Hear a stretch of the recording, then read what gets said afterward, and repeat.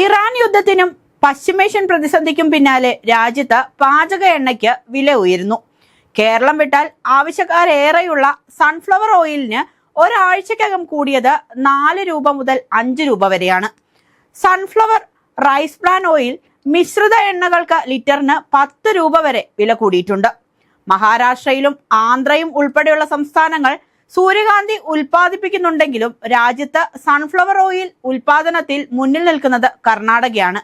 എന്നാൽ നമുക്ക് ആവശ്യമായ സൂര്യകാന്തി എണ്ണയുടെ നല്ലൊരു ശതമാനവും ഇറക്കുമതി ചെയ്യുകയാണ്. യുക്രൈൻ, റഷ്യ, അർജന്റീന, ബൾഗേറിയ എന്നീ രാജ്യങ്ങളിൽ നിന്നാണ് ഇറക്കുമതി.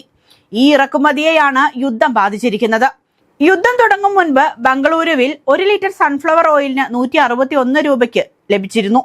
എന്നാൽ ഇപ്പോൾ അത് 165 രൂപയായി ഉയർന്നിരിക്കുകയാണ്. വെളിച്ചെണ്ണ വില വല്ലാതെ ഉയർന്നപ്പോൾ സാധാരണക്കാരുടെ ആശ്വാസമായ സൂര്യകാന്തി എണ്ണയ്ക്കും പൊള്ളുന്ന വിലയാണ്. ഇക്കണക്ക് പോയാൽ കുടുംബ ബജറ്റ് താളം തെറ്റുമെന്ന് ഏറെക്കുറെ ഉറപ്പായി കഴിഞ്ഞിരിക്കുന്നു.